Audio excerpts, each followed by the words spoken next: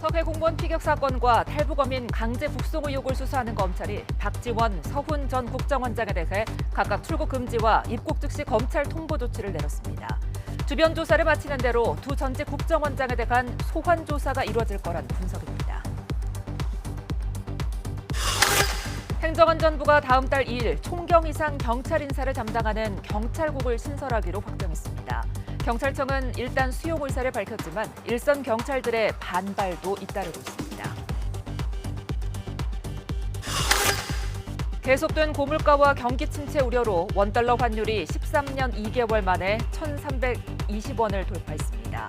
지난달 우리나라의 수입 물가는 1년 만에 33% 넘게 오르면서 역대 최고치를 기록했습니다. 인하대에 다니던 여대생이 오늘 새벽 캠퍼스에서 피를 흘리며 쓰러진 채 발견돼 병원으로 이송됐지만 숨졌습니다. 경찰은 당시 함께 있던 남성을 붙잡아 조사한 뒤 강간치사죄를 적용해 긴급 체포했습니다. 시청자 여러분 안녕하십니까? 7월 15일 금요일 뉴스가 있는 저녁 시작하겠습니다. 검찰이 박지원, 서훈 전 국가정보원장에 대한 신병 확보에 나섰습니다. 국정원장 전직 수장들에 대한 이례적인 셀프 고발, 그리고 검찰의 수사 개시와 압수수색이 이어지면서 어느 정도 예견됐던 조치이기도 하죠. 이런 가운데 서해 공무원 피살 사건과 탈북어민 강제 북송 사건의 진상을 둘러싼 정치권의 진위 공방은 연일 가열되고 있습니다. 전 정권에 대한 검경의 수사가 본격화되고 있는 가운데 경찰 통제 논란이 일고 있는 기류죠. 행정안전부 안에 경찰국 신설을 정부가 오늘 공식화했습니다. 일선 경찰의 반발이 더 확산될 것으로 예상되는 상황입니다. 이 소식들 하나하나씩 자세히 짚어보겠습니다. 먼저 전해드린 대로 서해 공무원 피격 사건과 탈북어민 강제 북송 의혹을 수사하는 검찰이 박지원 전 국가정보원장을 출국 금지하고 서훈 전 원장에겐 귀국 직후 통보 조치를 내렸습니다. 국민적인 관심이 큰 사안에 대한 실체적 진실을 신속하게 규명하기 위해서라는 게 검찰의 설명입니다. 우철희 기자의 보도입니다. 문재인 정부 대북 관련 사건을 수사하고 있는 서울중앙지방검찰청이 국가정보원에서 고발한 두 전직 원장에 대한 강제적인 조치에 나섰습니다. 서해 공무원 피격 사건과 관련해 사건 관련 첩보 보고서 등을 무단으로 삭제한 혐의를 받는 박지원 전 원장을 출국 금지 조치한 겁니다. 탈북어민 강제 북송 의혹과 관련해 합동 조사를 조기에 강제 종료시킨 혐의 등을 받는 서훈 전 원장은 미국 체류 중인 것으로 알려져 귀국 직후 검찰에 통보되도록 조치했습니다. 검찰 관계자는 국민적으로 관심이 큰 사안에 대한 실체적 진실을 신속히 밝혀야 하는 상황에서 수사 지연을 막기 위한 조치라고 설명했습니다. 두 전직 국정원장 외에도 사건 관련자들에 대해 출국 금지 등 필요한 조치를 취했다고도 밝혀 출국 금지 대상자가 더 있을 가능성도 시사했습니다. 박지원 전 원장은 출국 금지가 알려진 뒤 자신의 SNS에 예나 지금이나 검찰의 보여주기식 뒷북치기는 검찰총장 출신 대통령 정부에서도 계속된다고 비판했습니다. 검찰 수사는 속도를 내고 있습니다. 탈북어민 강제 북송 의혹과 관련해 북한 인권단체 관계자를 고발장 접수 사흘 만에 조사했습니다. 이 단체는 어민 송환 당시 의사결정에 깊이 관여한 정의용 전 청와대 국가안보실장과 김현철 전 통일부 장관 등 11명을 직권 남용 혐의 등으로 고발했습니다. 귀순 의사가 있었다고 하면 거기에 따라서 대한민국의 사법 절차에 따른 수사와 재판이 진행되었어야 함에도 그런 절차를 무시하고 강제 추방한 이유가 뭔지. 검찰은 지난 13일 국정원 압수수색에서 확보한 자료 분석에도 본격 착수했습니다. 포렌식 전문 검사까지 파견받은 상황에서 국정원으로부터 제출받은 서버 기록 등 자료에 박지원, 서훈 전 원장을 비롯한 윗선의 지시 정황이 남아있는지 확인하는 데 주력하는 것으로 전해졌습니다. 여기에 더해 공무원 피격과 강제 북송 의혹 수사팀에 이미 검사 3명이 파견된 가운데 북송 의혹 수사팀에 검사 1명을 충원하는 방안까지 검토하고 있습니다. 문재인 정부 당시 외교안보 라인 상당수가 수사선상에 오른 상황에서 검찰 수사는 전방위로 진행되는 모습입니다. 조만간 공무원 피격과 어민 북송에 직접 관여했던 인물들의 소환에 이어 국방부를 비롯한 관계부처들의 추가 압수수색도 이어질 전망입니다. YTN 우철입니다. 다음 달 2일 행정안전부 안에 총경 이상 경찰 인사를 담당하는 경찰국이 신설됩니다. 수사권 조정으로 권한이 커진 경찰을 관리하기 위한 조직인데 치안감이 경찰국장을 맡게 됩니다. 먼저 김종균 기자가 경찰 제도 개선 방안 내용을 보도하겠습니다. 행안부가 다음 달 2일 경찰국을 신설하기로 확정했습니다. 경찰국장은 치안감이 맡고 경찰국은 총괄, 인사, 자치경찰 등 3개과로 나뉩니다. 특히 총경 이상 경찰 고위직 인사를 담당하는 인사과는 부서장을 포함해 전체 직원이 경찰 공무원으로 배치됩니다. 경찰청을 일반적으로 지휘, 감독, 통제, 감찰 이런 조직이 아닙니다. 그렇기 때문에 이것은 그냥 사실상 제 직속으로 그렇게 운영할 생각입니다. 경찰 제도 개선 자문위의 또 다른 권고안이었던 경찰청 지휘 규칙도 제정합니다. 여기엔 경찰 관련 중요 정책 사항에 대한 승인, 예산 중 중요 사항 보고 등이 들어갑니다. 이 경찰국이 수사하고는 전혀 상관없는 조직이고 또 저희 지휘 지침에도 수사에 관한 언급은 일체 빠져 있습니다.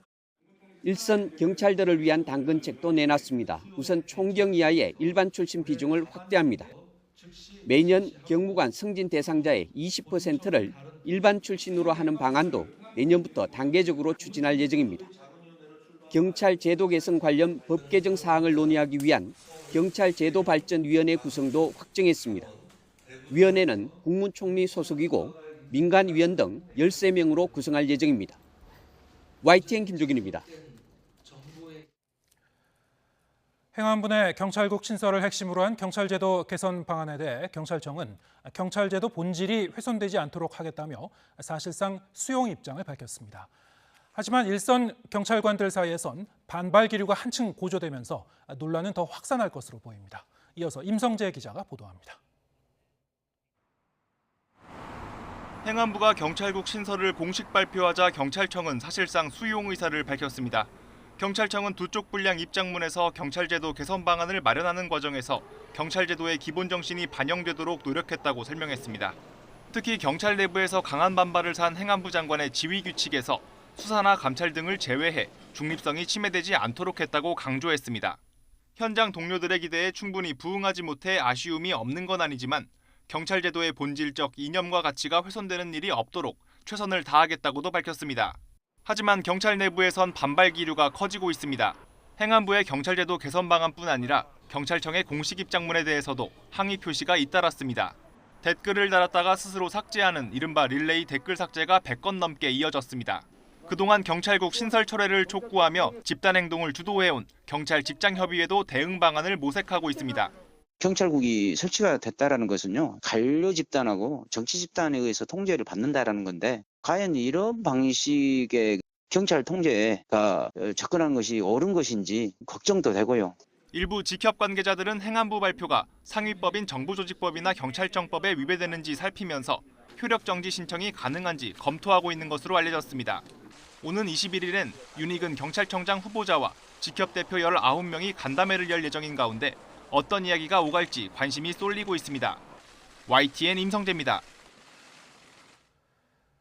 원구성 협상을 이어가고 있는 여야가 국회 과학기술정보방송통신위원회를 두고 막판 신경전을 이어가고 있습니다. 서로를 향해 방송 장악 시도 아니냐며 비판을 쏟아내는데 극적인 타결에 이를 수 있을지 주목되고 있습니다. 이경국 기자입니다. 여야의 원구성 협상이 국회 과방위원장 자리를 두고 막판 진통을 겪는 상황. 국민의힘은 연일 공영방송에 대한 비난 수위를 끌어올렸습니다. 문재인 정부를 거치며 중립성을 잃었다는 건데 사실상 과방위를 내줄 수 없다는 뜻으로 풀이됩니다. 영향을 받고 있다라고 생각하는 것은 그건 합리적인 의심입니다. 방송의 중립성, 정치적 중립성과 독립성을 지켜서 제대로 가라. 민주당은 국민의힘이 과방위에 집착해 최종 타결을 이루지 못하고 있다고 반발했습니다. 특히 윤석열 정부의 주문에 따라 방송 장악 시도를 노골화하고 있다고 비판했습니다. 언론 노조를 민주당 전위대라고 했던 윤석열 대통령의 의중과 일치합니다. 언론 플레이의 거짓 발언, 언론 겁박까지 집권 여당의 태도가 도대체 이해하기 어렵습니다. 사법개혁 특위 관련 협상 내용을 누가 먼저 공개했는지를 두고도 신경전이 이어졌습니다. 이미 민주당 발로 추정되는 글이 돌았고 그 언론이 그 내용을 토대로 해서 우리에게 확인을 해온 것입니다. 이 억지 뒤집어 씌우기를 하고 있으니 협상하는 상대로서의 최소한의 어떤 도의, 신뢰를 갖고 있는 분들인가 싶어요. 계속되는 공방에 나흘째 이어진 원내대표 회동도 빈손으로 끝났고 그 사이 북한 관련 사건을 둘러싼 신경전은 더욱 거세지고 있습니다. 문재인 정부가 북한 주민들에게 행선지를 알려주지 않은 채 마지막 순간까지도 북송을 숨기려 했고 이들의 의지에 반한 채 강제로 실행한 국정조사와 특검의 대상은 문재인 정부가 아니라 윤석열 정부 대통령실이라고 생각합니다. 배후에서 통일부를 동원하고 국가 권력기관을 동원해서 여야는 과방위 등 일부 상임위원회 배분 문제를 빼고는 상당 부분 의견 접근을 이룬 상태입니다. 특히 국회 공전에 대한 비판 여론이 큰 만큼 협상 시한으로 못 박은 재헌절 전에 극적으로 돌파구를 마련할 가능성도 열려 있습니다. YTN 이경국입니다. 국민의힘 권성동 당대표 직무대행 겸 원내대표와 장제원 의원이 윤석열 정부의 성공을 함께 뒷받침하겠다며 정치권에서 불거진 갈등설을 일축했습니다. 당 윤리위원회 징계 결정 이후 전국을 유랑 중인 이준석 대표는 본격적인 장외 여론전에 나섰습니다. 엄윤주 기자입니다. 이준석 대표 징계 이후 차기 지도체제를 두고 불화설에 휩싸였던 권성동 당대표 직무대행과 장제원 의원이 오찬 회동을 했습니다. 거듭된 부인에도 불화설이 사그라지지 않자 직접 진화에 나선 겁니다. 불화설 관련해서 얘기 나눈 적이 없어요. 불화 갈등 없다고 어저께 얘기했잖아요. 평상시와 같이 만나서 대화하고 농담하고 옛날 얘기도 하고 대화를 나눴습니다. 두 사람은 윤석열 정부의 탄생을 이끌었던 만큼 함께 힘을 합쳐 윤 정부의 성공을 이끌겠다고 강조했습니다. 앞으로 어떻게 우리 힘을 합해서 윤석열 정부를 제대로 뒷받침할 것인가 이런 부분에 대해서 잠시 대화를 나눴고 우리는 어떤 경우에도 윤석열 대통령 성공을 위한 뒷받침을 잘하는 걸로. 대통령 지지율 하락과 경제 위기 등 잇따르는 악재 속 당내 분란에 대한 비판 여론을 의식한 것으로 보이는데 갈등의 불씨는 아직 살아있다는 분석이 많습니다. 친윤계 일각에서 이준석 대표의 조기 사퇴와 전당대회 개최를 통해 새 지도부를 구성해야 한다는 목소리가 여전히 나오고 있기 때문입니다. 이 상황을 풀 수 있는 것은 이준석 대표예요. 그러니까 이준석 대표의 관계를 어떻게 설정해 나오고 또 그 이준석 대표가 어떤 결단을 내려주느냐 압박하라는 뜻이 아니라 서로 정치적으로 어떤 출구를 만들어갈 필요가 있다. 이런 가운데 당 윤리위에서 징계받은 이후 전국을 유랑 중인 이준석 대표는 본격적인 장외 여론전에 나섰습니다. SNS를 통해 자신과의 만남을 신청받은 데 이어 밤사이 4,000명 정도가 이에 응했다는 사실까지 공개하며 지지층 결집을 과시했습니다. 예상과 달리 윤리위 재심 청구는 물론 가처분 신청 등 법적 대응도 하지 않고 있는 이준석 대표. 사실상 징계를 수용하면서 6개월 뒤 복귀 여부를 가릴 경찰 수사에 집중할 것이라는 관측이 나오고 있습니다. YTN 엄윤주입니다. 더불어민주당 유력 당권 주자인 이재명 의원이 모레 당대표 출마를 공식 선언합니다. 이 의원의 당권 도전이 임박하자 국민의힘은 다수당의 방탄 대표를 노린 사리사욕 출마라며 총공세에 나섰습니다. 정현우 기자의 보도입니다. 민주당 이재명 의원은 선거 패배 책임론을 정면 돌파하겠다는 의지로 전당대회 출마에 연이틀 쐐기를 박았습니다. 재헌절 오후 국회에서 기자회견을 열고 당권 도전을 공식 선언하기로 했습니다. 책임은 회피가 아니라 문제를 해결하는 것에 더 중점이 있어야 된다. 그런 생각이 들었습니다. 민생이 너무 어렵고 또 우리 국민들의 고통은 점점 깊어져 가는데 대항마로 나선 97그룹 당권 주자들을 중심으로 이 의원의 사법 리스크를 부각하며 당내 신경전이 고조되자 신 이재명계는 당내에서 이 의원을 공격하는 건 통합을 해치는 문제라며 엄호에 나섰습니다. 전 그런 분들이 어떻게 우리 당원들을 갖다가 통합시키고 이 당을 보호할 수 있을런지 전 의심스럽다고 저는 생각합니다. 이럴 때 같이 싸워줘야 되는 거 아니겠습니까? 국민의힘은 이재명 대세론을 비꼬면서 방탄 출마, 사리사욕 출마라며 맹공을 퍼부었습니다. 당권 주자로 거론되는 김기현 의원은 SNS에 당선을 미리 축하하지만 사법 리스크는 민주당의 리스크가 될 거라고 꼬집었고 당 차원에서도 방탄 배지에 이어 방탄 갑옷을 갖추겠다는 심산이라고 비판했습니다. 자유민주주의를 기본으로 한 대한민국의 헌법을 채택하고 공포한 국경 이래 숱한 권력형 범죄 의혹 중심에 있는 이 의원의 출마 선언 소식은 웃지 못할 아이러니입니다. 연일 이재명 의원의 나를 세워온 박지원 전 비대위원장도 피선거권 논란을 무릅쓰고 당대표 출마를 강행했습니다. 이재명 의원은 나오지 말아야 한다는 비판과 함께 포부도 밝혔지만 무관용 원칙으로 신속하게 처리하는 시스템을 갖춰 민주당에 다시는 성폭력에 발붙이지 못하도록 하겠습니다. 팬덤과 결별하고 민심을 받드는 민주당을 만들겠습니다. 권리당원 자격을 얻지 못한 만큼 후보 등록이 반려될 가능성이 크다는 관측입니다. 이재명 의원의 출마 예고로 민주당 당권 경쟁이 본격적으로 불붙을 것으로 보이는 가운데 지지세가 약해진 여권까지 이재명 대세론 비판에 가세하면서 전국 주도권 다툼으로도 번지는 양상입니다. YTN 정윤호입니다. 한미 양국의 기준금리 인상 가속화와 소비자 물가 급등이 결국 원달러 환율 급등으로 돌아왔습니다. 원달러 환율이 13년 만에 1,320원 선을 돌파했습니다. 박병환 기자입니다. 23년 7개월 만에 찾아온 0.6% 소비자 물가 상승률과 한국은행의 사상 첫 0.5%포인트 기준금리 인상, 그리고 미 연준이 밝힌 큰 폭의 연쇄 금리 인상 예고까지 그 결과로 찾아온 건 원달러 환율의 급등입니다. 환율은 13년 2개월 만에 1,320원을 돌파했습니다. 전날보다 무려 14원이나 오른 1,326.1원에 마감했습니다. 유로화가 사실 약세 흐름을 지속을 하고 있기 때문에 이게 달러의 상방 압력을 조금 높여주고 있다라고 보시면 될 것 같고, 왜 유로화가 이렇게 약세 흐름을 보이고 있냐라고 봤을 때 유로의 물가 압력이 사실 미국 대비해서도 여전히 높은 상황이고요.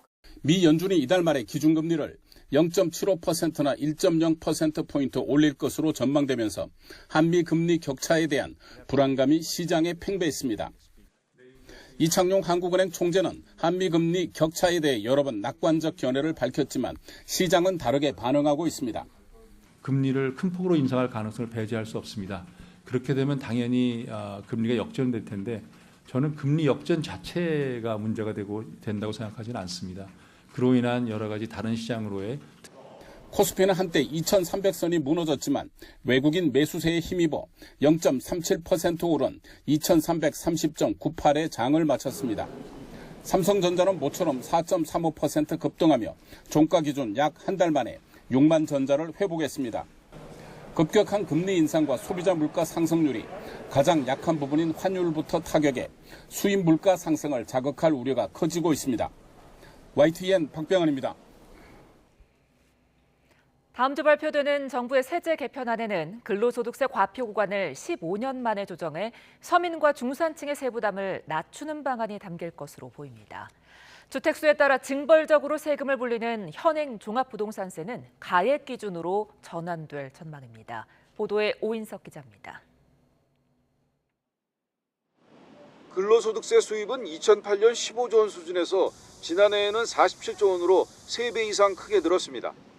그런데 같은 기간 물가 상승률은 반영되지 않고 과표 구간은 그대로 유지돼 왔습니다. 물가가 올라 실질 소득은 제자리인데 세금은 많이 낸다는 비판이 나오는 이유입니다. 가령 소득세 과표가 4,500만 원인 근로자의 임금이 3% 오르고 그의 물가도 3% 상승하면 사실상 실질 과표는 변한 게 없습니다. 하지만 과표 구간이 그대로 유지되고 있어서 4,600만 원 초과분은 종전보다 더 높은 세율이 적용됩니다. 월급쟁이들이 유리지갑을 털고 있다는 비판이 커지자 정부는 15년 만에 근로소득세 과표 구간 개편을 검토하고 있습니다. 1,200만 원 이하, 4,600만 원 이하, 8,800만 원 이하의 과표 구간을 조정해 서민과 중산층의 세 부담을 낮추는 방안이 유력합니다. 물가 상승분을 과표에 합리적으로 반영하는 이런 방법을 찾아야겠고요. 물가 연동제 도입과 같은 제도적인 방식으로 좀 예측 가능하고 투명하게 하는 게 더 바람직하다고 생각합니다. 종합부동산세는 주택수 기준에서 가액 기준으로 전환하는 방안이 유력하게 검토되고 있습니다. 서울의 수십억짜리 아파트 한 채를 보유한 사람보다 수억대 아파트 두 채를 보유한 사람이 더 많은 세금을 내는 건 과세 형평성에 어긋난다는 취지입니다. 정부는 다주택 중과세율을 단계적으로 내리고 각각 보유한 자산 규모에 따라 세금을 매기는 방안을 검토하고 있는 것으로 알려졌습니다. 정부는 또 영화 관람료를 문화비 소득공제에 포함하는 방안을 검토하고 있습니다. 문화비 소득공제는 연간 100만 원 한도로 30% 소득공제 혜택을 주는 제도로 올해 세법 개정이 이루어지면 내년부터 영화 관객들도 혜택을 받게 됩니다. 물가 변동을 반영하지 못한다는 지적을 받아온 직장인 식대 비과세 한도도 10만 원에서 20만 원으로 상향하는 방향으로 가닥이 잡혔습니다. YTN 오인성입니다. 내일 초복을 맞아 삼계탕 같은 보양식이나 시원한 냉면 찾으시는 분들 많을 텐데요. 치솟는 물가로 먹는 소비자도 파는 자영업자도 모두 울상입니다. 박정현 기자입니다. 점심시간 손님들로 붐비는 냉면집입니다. 시원하게 땀방울을 식혀주는 냉면은 한 그릇에 10,000원을 훌쩍 넘긴 지 오래입니다. 저 냉면 되게 좋아해서 엄청 자주 먹는데 요즘 물가도 많이 오르고 해가지고 조금 부담되기는 해요. 급등한 재료값이 감당이 안 돼 식당은 넉 달 전에 가격을 1,000원 올렸습니다. 냉면 주재료인 메밀은 작년 한 포에 7만 원에서 지금은 11만 원으로 60% 가까이 올랐습니다. 고명으로 올라가는 오이 역시 한 상자 가격이 2배 이상 껑충 뛰었습니다. 전반적으로 많이 올랐고요. 뭐 모밀가루, 야채, 쌀 뭐 다 올랐죠. 이제 비수기에 접어들면 좀 매출이 급감하지 않을까. 여름철 보양식 삼계탕집 역시 사정은 비슷합니다. 생닭을 비롯해 부재료 값이 줄줄이 오르면서 복날 대목은 옛날 얘기. 무턱대고 가격을 올릴 수도 없어 업주들은 한숨만 나옵니다. 새벽같이 나와서 일을 하는데 좀 저희도 보람이 있어야 되는데 너무 보람이 없는 거예요. 그래서 어쩔 수 없이 2,000원으로 올리게 됐어요. 소비자들의 지갑도 선뜻 열리지 않고 있습니다.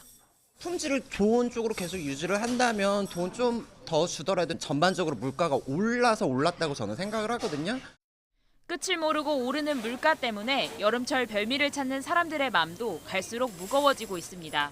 YTN 박정현입니다. 정부는 기존 오미크론 변이보다 전파력과 면역 회피력이 큰 BA.2.75가 지역사회에 확산할 가능성이 크다고 평가했습니다. 현재 유행 규모가 더 커질 수 있다는 건데 중증도 차이는 아직 확인되지 않았습니다. 이형원 기자입니다. 국내 첫 BA.2.75 확진자는 지역사회에서 감염된 것으로 추정됩니다. 감염 가능 기간에 해외 여행력이 없기 때문입니다. BA.2.75가 이미 지역사회에서 조용히 퍼지기 시작했을 가능성이 크다는 건데 정부도 국내 점유율이 얼마나 올라갈지 예의주시하고 있습니다. 지역사회를 중심으로 확산될 가능성은 있다고 보고 있고 우세적인 위치를 차지하게 될지를 지속적으로 모니터링하겠습니다. BA.2.75는 반인 반수를 의미하는 켄타우루스라고도 불리는데 그만큼 기존 변이와 특성 차이가 큰 것으로 분석됩니다. 사람 세포로 침투하는 스파이크 유전자의 변이가 더 일어나 BA.2보다 면역 회피력이 크고 지금까지 나온 변이 가운데 전파력이 가장 큰 BA.5를 능가할 것으로 예측됩니다. 이 BA.5보다 한 두 군데서 좀 조사를 했더니 3배 내지 9배가 빠르다는 얘기가 나오고 있는 거예요. 너무너무 차이 나는 것이 전파력. 너무나 빨리 날아다닌다 이거죠. 빠르게 확산해 환자가 급증할 수 있지만 위중증 사망 피해와 직결되는 중증도가 큰지는 아직 확인되지 않았습니다. 이에 정부는 당장 입국자 검역 강화 등 방역 대응을 바꿀 필요가 없다고 판단했습니다. 다만 국내 점유율이 올라간다면 전파력 외에 치명률 등을 종합적으로 고려해 관련 대책을 검토하기로 했습니다. YTN 이영훈입니다. 코로나19 유행 속도가 빨라졌지만 단기 치명률은 계절 독감과 비슷한 수준으로 낮아졌습니다. 정부는 유행 확산에 대비해 다음 주 시작되는 백신 4차 접종 필요성을 거듭 강조하고 휴가철 사람들이 몰리는 공항과 관광지에서 검역과 방역을 강화하기로 했습니다. 김평정 기자입니다. 올해 초 오미크론 유행이 심할 때도 위중증과 사망 증가세는 이전보다 크지 않았습니다. 실제로 치명률은 오미크론 유행 이후만 보면 낮아진 것으로 나타났습니다. 지난 2년 동안 코로나19의 누적 치명률은 0.13%지만 지난 5월만 계산하면 0.07%입니다. 치명률 0.07%는 계절 독감과 비슷한 수준입니다. 전반적인 치명률은 낮아지고 있지만 60세 이상 고령층과 예방접종을 받지 않은 기저질환자 등의 치명률은 훨씬 높다는 점은 유의해야 합니다. 정부는 50대 역시 기저질환이 있는 경우가 많은 만큼 확대 시행하는 백신 4차 접종에 적극적으로 참여해달라고 당부했습니다. 그러면서 4차 접종을 완료하면 3차 접종 때와 비교해 중증, 사망 예방 효과가 각각 50%, 53%씩 높아지는 것으로 확인됐다고 강조했습니다. 또 미국과 호주 등 주요 국가에서도 50대를 고위험군으로 보고 4차 접종을 시행하고 있다고 설명했습니다. 4차 접종은 18일부터 카카오톡과 네이버 앱을 통해 자녀 백신을 예약하거나 직접 의료기관에 연락하면 당일 접종할 수 있습니다. 백신 사전 예약은 같은 날 시작하지만 접종은 8월 1일부터 시작됩니다. 방역당국은 휴가철 여행객이 몰리는 인천공항과 7개 지역공항에 단계적으로 지원 인력 200여 명을 투입해 검역 관리도 강화합니다. 전국 주요 관광지에는 2,500여 명의 방역관리 요원을 배치해 거리두기 없는 이번 휴가철에 안전한 관광 환경을 조성할 계획입니다. YTN 김평정입니다.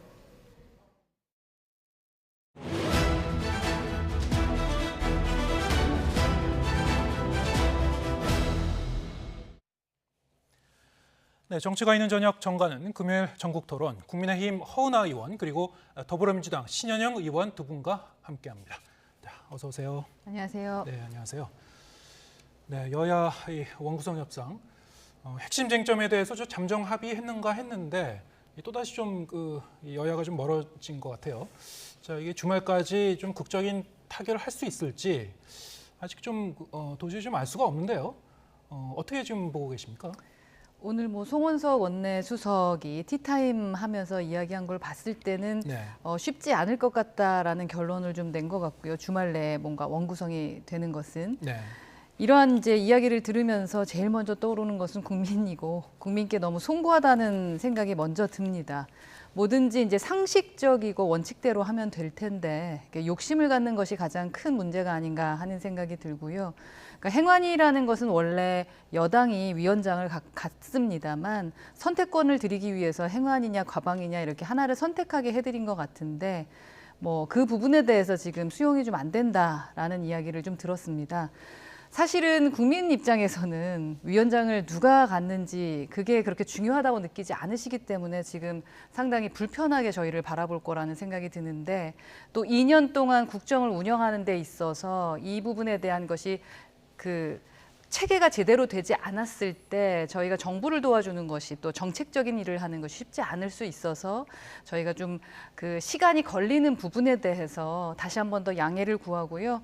여야가 함께 이야기를 해서 곧 마무리될 수 있도록 해야 되지 않을까 하는 생각입니다. 네, 지금 상임위원장 중에서도 이제 과방위가 이제 핵심인데 민주당 쪽에서는 뭐 양보할 뜻이 전혀 없으신가요? 네, 뭐 그래도 우리가 불과 얼마 전만 복귀해 보면 법사위원장 갖고 그렇게 여야가 팽팽했었는데 또 그 부분도 해결됐고 사개특위도 해결됐고 이제는 거의 협상의 막바지라고 보입니다. 그렇기 때문에 여야 모두 7월 국회에서 정말 일을 하지 않는다라는 국민의 비판에 자유롭지 않은 만큼 어떻게든 협상 타결을 위한 최선의 노력을 하고 있는 시기가 아닌가 싶습니다. 그런 만큼 더더욱이 더 많이 싸우고 팽팽하게 줄다리기를 하는 거라고 보고요. 하지만 이제 또 주말 지나고 하면은 분명히 또 과방위 위원장 포함해서 또 극적 타결 이루어질 수 있지 않을까 저는 생각을 하고요. 그만큼 최선의 노력을 하고 있는 일련의 과정이지 않을까라고 생각을 합니다. 네. 주말까지는 극적 타결할 수도 있을 것이다라고 말씀하셨는데 지금 국민 입장에서 보면 계속 좀 안개 속인 것 같고요. 지금 말씀하신 대로 사실 이 유권자들이 보기에는 도대체 저 상임위원장 어떤 자리 어느 당이 가져가는 게 이를테면 지금 뭐 고물가 상황, 고유가, 뭐 이런 복합경제 위기라고 하는데 지금 민생하고 그게 도대체 무슨 상관인가 이렇게 생각하실 것 같아요. 네. 결국 이제 거듭 말씀드립니다만 결국 현실적으로 이제 과방위 누가 이제 위원장을 가져갈 것인가. 민주당 쪽에서는 이제 한 발도 물러설 수 없다 이런 것 같은데 국민의힘도 이제 마찬가지 아닙니까 지금?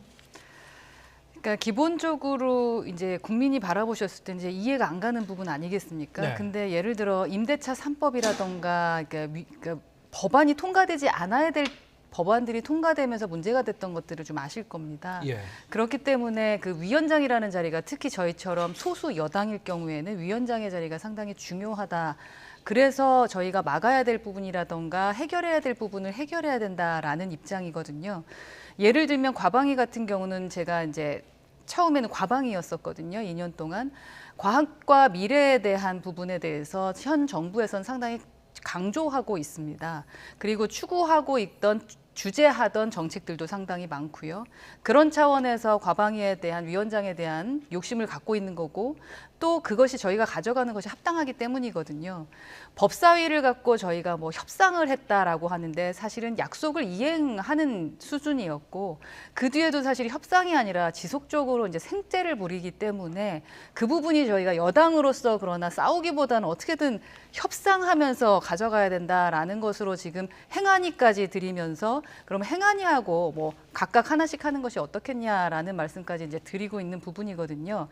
그 한 정부는 추구하고 싶은 정책들이 있습니다. 그 부분을 좀 우선순위로 해서 진행하고자 한다면 그 법안 통과라던가 정책적인 부분들이 뒷받침돼야 되는 것이 있거든요. 그런 차원에서의 위원장에 대한 얘기도 분명 있다. 그래서 저희가 욕심을 갖는 부분도 분명 있다. 그러나 그게 진짜 욕심일까? 원칙과 상식대로 했으면 좋겠다라는 것이 국민의힘 입장입니다. 그래서 뭐 더불어민주당도 과학의 대한민국의 발전을 위해서 당연히 노력을 할 거고요. 우리나라의 뭐 바이오 헬스든 아니면 우주 항공이든 과학 발전을 반대하는 당이 어디 있겠습니까? 그것보다는 지금 권성동 대표가 얘기하는 여러 가지 언론에 대한 상당한 센 발언들을 하고 계십니다. 실제로 뭐 KBS, MBC 다 민주노총 산하에 좌지우지하는 언론 노조가 있지 않느냐 또는 정권의 부역인 언론이다라고 하면서 결국에는 언론에 대한 그런 정권의 컨트롤을 놓지 않겠다라는 그런 또 일련의 그런 의지가 원내대표의 말을 통해서 판단이 되고 있습니다. 그런 부분에 있어서의 줄다리가 있는 건데요. 그 또한 시간이 지나면은 저는 뭐 타결될 수 있는 부분이라고 생각합니다. 그것은 민주당이 여당이었을 때도 늘 하셨던 말이고요. 제가 과방위에 있으면서 느꼈던 점이 본인들이 여당일 때는 전혀 얘기하지 않던 부분을 상당히 민감하게 받아들이고 있기 때문에 아마도 권성동 대표도 그렇게 좀 민감하게 반응하는 것이 아닌가 싶고요. 저희가 지금 입장을 밝히고 있는 것은 과학기술 발전과 저희 지금 사실 원자력 부분도 있고요. 여러 가지 저희가 추구해야 될 것들이 진행해야 될 것들이 있기 때문에 그게 더 우선순위입니다. 그러니까 위원장의 역할이 법사위는 사실은 여러 가지 개의를 하거나 회의를 중재하는 데 있어서 역할이 중요하긴 한데 그 다른 상임위에서의 위원장의 역할은 사회를 보고 중재를 하는 어떻게 보면은 중립적이고 공정하게 역할을 해야 되는 거기 때문에 뭐 어느 당이 했을 때 마치 그 법안이 통과가 되고 어느 당이 하지 않았을 때 그게 못 되고 그런 부분은 아니라고 생각합니다. 그래서 너무 이렇게 민감하게 판단할 부분은 아니라고 생각하고요. 항상 근데 우리 국민의힘에서는 전 정권과 비교해서 항상 모든 것을 합리화하려는 좀 논리의 모순이 있거든요. 그렇기 때문에 우리 국민들께서 요즘에 윤석열 정부나 아니면 국민의힘 당 지지율이 떨어지는 이유가 아니 좀 잘해보라고 이렇게 정권을 줬는데 맨날 상대평가하면서 스스로가 합리화하고 있는 모습들이 참 답답하다. 이러면서 지지율이 떨어지는 것 같아서 좀 국민의힘과 윤석열 정부가 올바로 직시하고 제대로 일을 했으면 좋겠다는 생각은 듭니다. 우선은 전 정권과 비교하지 않을 수는 없지요. 전 정권보다 잘하기 위해서 저희가 정권 교체를 하게 된 것이고 전 정권보다 잘해야죠. 잘하기 위해서 저희는 말씀을 드리는 부분이고요. 지금 의원님께서 말씀하셨던 부분대로 별로 그닥 중요하지 않다면 이제는 욕심을 그만 내려놓고 혹부리 영감처럼 자꾸 모든 것을 가져가려고 하시는 것보다는 그냥 위원장 저희한테 주시면 되지 않겠습니까? 그래서 빨리 원구성이 좀 됐으면 좋겠다라는 생각입니다. 네. 원내협상 잘 될 거라고 생각이 예. 들고요. 뭐 이런 알겠습니다. 아집을 보이는 여당으로서의 모습을 국민들께서 적절하지 않다고 판단하는 거라고 생각합니다. 그럼에도 불구하고 좀 양당이 이렇게 줄다리기 이야기를 벌이고 있는 거는 이 상임위원장의 이 권한이 상당히 이제 영향력이 있다고 생각하기 때문에 계속 끝까지 지금 이렇게 이 신경전을 벌이고 있는 것 같은데 결국엔 뭐 핵심은 이제 공영방송 그리고 이 방송통신위원회 이런 데 대한 어떤 영향력 그리고 여기에 대한 어떤 이 키를 누가 잡고 갈 것인가 이 부분인 것 같습니다. 어쨌든 그 주말 뭐 내일도 지금 그 협상은 이어가는 건가요? 어떻게 좀 지속적으로 뭐 네. 협상을 하자고 저희는 연락을 드리고 있는 거고 네. 이제 연락이 안 되는 거죠. 만나기가 좀 어려운 상황인 것 같고요. 예. 뭐 지금 말씀하셨던 것처럼 방송을 어떻게 장악하고자 저희가 과방위를 하려고 하는 것은 우선순위는 절대 아닙니다. 예. 말씀드렸지만 사실은 탈원전에 대해서도 저희가 진행해야 되는데 탈원전 관련 것도 과방위거든요. 그리고 과방위에서 해야 될 일들이 상당히 많습니다. 그러니까 예. 저희가 지금 뭐 전기료라던가 이런 부분에서 저희 한 2년 동안 그 탈원전 갖고 싸웠었거든요. 그렇다면 지금 그것을 또 한 번 더 싸울 수는 없는 것 아니겠습니까? 탈원전에 대해서는 그 윤석열 대통령도 이야기했고 저희가 밀어붙여야 되는 부분이라고 저희는 생각을 하고 있고요. 그 부분이 핵심이다. 그리고 방송에 대해서는 언론 중립이고 방송을 장악할 수가 있나요? 위원장이라던가 여당이. 지금은 그런 세상이 아니죠. 다만 제대로 된 제도라던가 제대로 된 체계를 이야기할 수는 있을 것 같습니다. 저도 사실은 KBS에 대해서 수신료 분립에 대해서 법안을 내기도 했거든요. 이제 그러한 부분들은 있는 거고 공영방송으로서의 역할을 제기할 수는 있는 것이고 네, 그게 알겠습니다. 핵심은 아니다라는 말씀을 좀 드리고 싶습니다. 알겠습니다. 뭐 이건 뭐 정권마다 사실은 이 방송의 이제 독립성과 공정성 여기에 대해서 이제 어떤 태도를 취할 것인가. 사실 뭐 기본적인 그 가치에 대해서는 뭐 이견이 있을 수 없겠죠. 그럼요. 양당이. 네. 그런데 그럼에도 불구하고 하여튼 계속 이 공영방송 그리고 이 방송과 관련한 여러 가지 이제 권한을 둘러싸고는 계속 좀 줄다리기가 이어지고 있는 거니까요. 이거는 이후로 이 원구성 협상이 이제 합의된 이후에도 이 공영방송의 뭐 지배 구조 그렇죠. 체계라든가 여기에 대한 그 좀 진지한 논의를 좀 계속 좀 이어갔으면 좋겠습니다. 이런 어떤 정치적인 어떤 이 소모적인 정쟁으로 좀 비춰질 만한 그런 부분 말고요. 자, 맞습니다. 다음 주제로 넘어가도록 하겠습니다. 탈북 어민 북송 사건에 대한 공방. 이게 지금 계속 가열되고 있는데요. 논란이 논란을 낳고 매일 이렇게 기사를 보면은 또 새로운 이 사실이 이제 제기가 되고 문제 제기가 좀 계속되고 있어요. 국민의힘과 민주당의 입장이 또 워낙 다르기 때문에 한쪽에서는 이제 이 탈북 어민들을 반인륜적으로 이제 북송한 것이다 이렇게 주장을 하고 있고 국민의힘의 입장이죠. 그리고 민주당은 중대 범죄자에 대한 정상적인 처리였다 뭐 이런 입장인데 이게 뭐 지금 검찰 수사도 한편에선 진행되고 있고 뭐 특검 뭐 국정조사 얘기도 나오고 있고 상당히 좀 복잡합니다 양상이. 기본적으로 사실을 밝히는 것이 핵심인 건데 네. 그 사실을 밝히는 것이 아니라 어떤 정치적인 것으로 자꾸 수사가 되고 있는 것 같아서 그 부분이 좀 아쉽다라는 생각은 듭니다. 네. 그러니까 기본적으로 국민의 인권에 대한 부분입니다. 만약에 지금 밝혀지고 있는 것이 다 사실이라면 이것은 진짜로 국가가 국민을 위해서 무엇을 했느냐에 대한 문제가 되는 거거든요. 왜 그때는 밝히지 않았는지에 대한 것과 그때 정말 진짜 뉴스였느냐 가짜 뉴스였느냐 실체를 보고했느냐 실체가 아닌 것을 보고했느냐에 대한 문제까지 되는 겁니다. 이렇게 되다 보면 앞으로 국가가 어떠한 일을 할 때 믿을 수 있겠느냐, 신뢰할 수 있겠느냐, 없겠느냐의 문제까지 진행되기 때문에 네. 저희는 과거를 들춰서 무언가의 정치적인 것을 하고자 하는 것이 아니라 과거의 사실을 확실하게 밝혀서 미래엔 국민이 걱정하지 않도록 하는 것이 우선순위다라고 생각을 합니다. 네. 예, 뭐 국민의힘의 입장이 여당일 때랑 야당일 때랑 이렇게 손바닥 뒤집듯 바뀌는 거에 대해서 국민들이 신뢰하기는 어려울 겁니다. 지금 이렇게 민생 경제 어려워가지고 어떻게 하면 경제 대책 잘 세울 것인가 그런 것들에 대해서 정부 여당이 총력을 다해도 사실은 어려운 글로벌 경제 위기이죠. 민생을 가지고 들고 나서 민생 타파하겠다, 서민들 눈물 닦아주겠다라고 해야 될 여당인데 지금 이런 탈북 어민 또 이슈 가지고 나와서 정쟁을 하고 있어요. 특히 대통령실까지 이제는 가세해서 이 부분에 대해서 계속 공론화하면서 싸움을 하는 모습들이 상당히 국민들은 불편하실 거라고 생각이 듭니다. 실제로 당시에 그 이슈가 있었을 때 김무성 의원 이렇게 말씀하셨어요. 나는 잘 보냈다고 생각한다. 이런 흉측한 X들을 대한민국 국민으로 받아서야 되겠느냐. 이혜훈 의원은 영화 황해가 생각난다. 이런 사람들의 기순에서 우리 국민 속에 섞인다면 너무 끔찍한 일. 이런 것들에 해당 의원들의 입장이었는데 이제 와서 이런 이슈들을 가지고서는 정말 정쟁을 하고 대통령실에서 이런 부분에 가세하는 것 자체가 정말 무슨 실익을 얻기 위해서 이렇게 하는 것이냐. 그렇기 때문에 신색깔론 얘기가 나오는 거고요. 이제는 우리 정치가 이념으로 뭔가 싸우는 정치가 아닌 정말 가치와 우리 서민을 위한 정치를 했으면 좋겠다라는 생각이 듭니다. 상당히 안타깝습니다. 네. 그렇게 잘못됐다면 왜 그때는 문제 제기하지 않았느냐. 여기에 대해서는 어떻게 답하시겠습니까? 그때 문제 제기를 하지 않았다라는 말씀이 가짜 뉴스죠. 저희는 문제 제기를 계속 해왔고 또 그 서해 문제도 사실은 지속적으로 국민들께서 문제 제기를 해왔죠. 그러나 밝혀지지 않았고 사실을 숨겨왔었던 거 아니었겠습니까?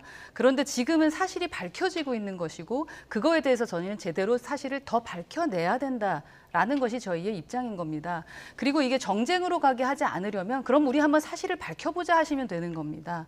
저희는 지금 무슨 신북풍론까지 말씀을 하시면서 자꾸 정치적인 정쟁을 하시려고 하시는데 아까도 말씀드렸지만 어떠한 것이 사실이었고 진실이었고 거짓이었는지 지금 알 수가 없다라는 것은 아주 큰 문제 아니겠습니까?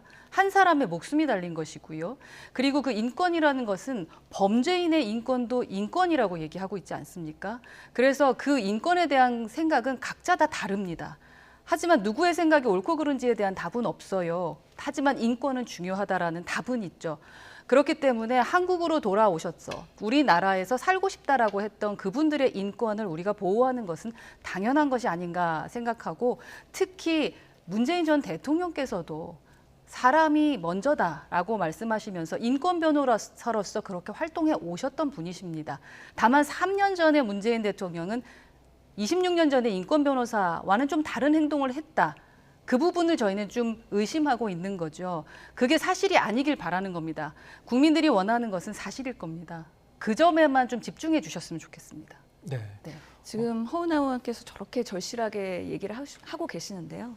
저는 어떤 이슈더라도 우선은 선, 민생, 후 정쟁이라고 생각을 합니다. 그렇기 때문에 정부 여당이라면 특히 여당의 국회의원이라면 우리 서민들 지금 금리 인상돼서 정말 피눈물 흘리면서 파산이나 여러 가지 어려움 겪고 있거든요. 그런 부분에 있어서 정말 간절하게 얘기를 하시면 제가 받아들이겠습니다. 인정하고 지금 논의의 우선순위가 바뀌었다. 지금 이걸 갖고 이렇게 그렇게 피력을 하는 것 자체가 우리의 정말 현재 시점에서의 국민들이 원하는 반지에 대해서 다시 한번 우리가 반성을 해야 된다고 생각합니다. 이 부분에 대해서 이제 정쟁을 안 하신다면 감사하다는 말씀 먼저 드리고 싶고요. 저희 여당으로서 민생 경제에 대해서 살피고 있는 건 알고 계실 거고요. 조금 전에 그 한국 총재 또 말을 했죠. 금리 올리는 부분에 대한 설명들을 소통하고 있습니다. 그럴 수밖에 없는 문제, 대한민국만의 문제가 아니다. 대외의 문제까지 같이 있기 때문에 이번에 물가 안정을 위해서 우리가 애를 쓰고 있다라는 부분들이 있지 않겠습니까? 여러 가지 경제 정책도 내놓고 있고요. 그 부분에 대해서 관심 가져주시고 그 부분에 대해서 차라리 정쟁을 해주셨으면 좋겠습니다. 그래야 언론도 받고 언론에서도 관심을 가져서 우리 정부에서 이렇게 우리를 위해서 애쓰고 있구나라는 것도 좀 알려질 수 있도록 도와주십시오. 그래서 정부 여당이 지금 지지율이 떨어지니까 이제 정신을 차린 것 같아서 그나마 다행이다라는 생각이 들고요. 그동안에 민생 경제를 잘 못 챙겼기 때문에 국민들의 원성이 꽤 컸고 그런 것들이 지지율을 떨어뜨리는 데 주요 원인이었는데 더불어민주당이 야당으로서 그동안 민생 우선 실천당이나 아니면 경제 TF를 만들어갖고 계속 민생을 얘기했습니다. 그런 만큼 이제 야당도 민생 경제 우선의 정책을 하시면서 대통령께서도 이제 대책을 마련하시겠다고 하니까 늦었지만 참으로 다행이다라고 생각하면서 응원 드리겠습니다. 네, 저희 정부 2달 됐고요. 앞으로 지금 생각하셨던 대로 민생 경제 할 수 있도록 함께 해주셨으면 좋겠습니다. 예. 탈북어민 이제 북송 사건과 관련해서 한 가지만 여쭤보겠습니다. 네. 아까 이번 논란의 핵심이 사실은 이제 이 과거의 진상을 이제 밝히는 것도 있지만 앞으로 그런 일이 일어날 경우에 어떻게 대응할 것인가. 네. 여기에 이제 대비하는 데 더 중요하다 이렇게 말씀하셨는데. 사실은 이전에도 이제 한 23명 정도 북에서 이 범죄를 저지른 사람들이 남으로 내려온 그런 경우가 있다고 했거든요. 그리고 앞으로도 이제 어떤 일이 또 일어날지는 모르는 거고요. 그런데 이번 사건을 계기로 이제 분명해진 것은 우리의 이제 법 체계 내에서 여기에 대해서 어떻게 대응할 것인가, 여기에 대해서 이제 법적 근거가 좀 미비한 점이 있고, 여기에 대한 뭐 매뉴얼이라든가 지금 뭐 이 여야가 좀 싸우고 있는 것만 봐도 알 수 있으니까요. 여러 가지 이제 재정비할 부분들이 많은 것 같은데 오히려 정치권에서 여야에서 그런 부분에 대해서 좀 더 초점을 두고 이 논의를 해야 되지 않을까 그런 생각도 듭니다. 어떻게 보시는지요? 네, 동의합니다. 지금 칼기 피격 사건을 하셨던 분도 대한민국에서 잘 살고 계시지 않습니까? 어떠한 기준하에 누구는 북송을 시키고 누구는 대한민국 국민으로 살게 할 것인가에 대한 부분이 지금 말씀하셨던 것처럼 이게 정쟁이 되면서 법이 제대로 체계가 잡혀지지 않은 게 아닌가라는 얘기들을 많이 하더라고요. 또 그리고 해외법하고 또 유엔에서 말하는 것과 전혀 많이 좀 다른 부분들이 있는 것 같아서 말씀하셨던 것처럼 앞으로 이제 이러한 사건이 벌어졌을 때 저희가 어떻게 이제 결정을 내려야 되는지에 대한 것들을 저희 국회에서 해야 되지 않을까 하는 생각은 듭니다. 네, 일단 뭐 의혹이 제기됐기 때문에 뭐 검찰 수사는 지금 진행되고 있고 수사 결과에 대해서는 글쎄요, 뭐 국민들이 어느 정도 공감을 이룰 수 있는 그런 결과가 나올 수 있을지는 봐야 되겠습니다만 지금 말씀하신 대로 앞으로 이제 관련 그 법 체계라든가 여러 가지 그 재정비할 부분들이 있고 사회적인 의견 수렴이 좀 필요하다. 여기에 대해서는 동의하시는지요? 예, 그렇습니다. 북한 이탈 주민법 9조 1항에 보면은 살인 등 중대한 비정치적 범죄자는 보호 대상자로 결정하지 아니할 수 있다라는 규정이 있거든요. 이 규정에 근거해서 이번 사건을 바라봤던 것으로 판단이 되는데 앞으로 이런 일들이 반복된다 그랬을 때 우리가 정말 16명을 살인한 흉악범을 남한의 이탈 주민으로 받아들여서 우리 남한 주민들이, 우리 국민들이 안전하게 살 수 있는 시스템이 갖춰졌을 때는 그런 것들이 충분히 고려가 될 수 있다는 생각이 들기 때문에 저는 이 사안을 바라보면서 앞으로 우리가 좀 건설적으로 대안을 제시할 수 있는 방향으로의 제도 개선은 필요하다고 생각합니다. 네, 알겠습니다. 이왕에 이제 문제 제기가 된 사안이기 때문에 지금 말씀하신 대로 앞으로 좀 여야가 어떻게 하면 좀 건설적인 그런 논의를 이어갈 수 있는지 이 부분에 대해서 얘기해봤습니다. 네, 자, 저희가 오늘, 더 노력하겠습니다. 예, 알겠습니다. 예, 오늘 여기까지 듣겠습니다. 국민의힘 허은하 의원 그리고 더불어민주당 신현영 의원 두 분과 함께했습니다. 고맙습니다.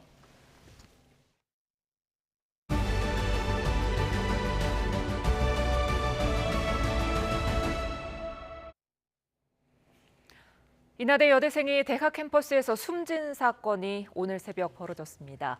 경찰이 당시 여대생과 함께 있었던 남성을 강간치사 혐의로 긴급 체포했는데요. 자세한 내용 취재기자 연결해 알아봅니다. 윤성훈 기자.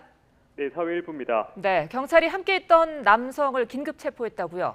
네, 경찰은 인하대 여대생 사망 사건과 관련해 마지막으로 피해자와 함께 있었던 20대 남성 A씨를 강간치사 혐의로 긴급 체포했습니다. 경찰은 주변 CCTV와 현장에서 확보한 자료 등을 토대로 A씨를 참고인으로 조사한 뒤 범죄 혐의가 있다고 판단, 곧바로 긴급 체포했습니다. A씨는 숨진 여대생과 같은 학교 학생인데요. 경찰은 A씨가 술에 취한 여대생 B씨를 성폭행한 뒤 숨지게 한 혐의를 받습니다.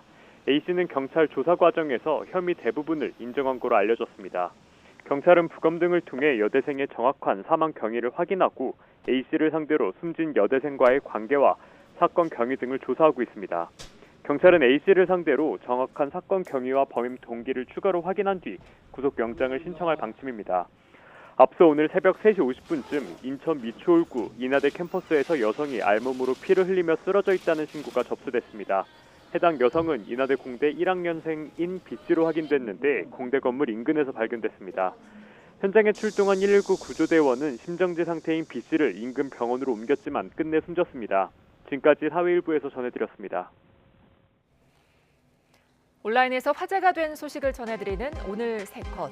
오늘 첫 컷은 또다시 반복된 개물림 사고입니다. 8살 아이가 아파트 단지 안에서 개에게 공격을 당했습니다. 지난 11일 울산의 한 아파트 단지 안에서 벌어진 일인데요. 한 아이가 개에 쫓겨 도망치다 결국 개에 물리는 사고가 났습니다. 개는 아이가 넘어진 뒤에도 계속해서 공격하다 때마침 이를 목격한 택배기사가 손수레를 휘두르자 달아났습니다. 사고를 당한 아이는 목과 팔다리 등의 봉합수술을 받고 입원 치료 중인데요. 얼마나 아프고 놀랐을까요? 이런 개물림 사고는 해마다 2,000건 넘게 발생하고 있습니다.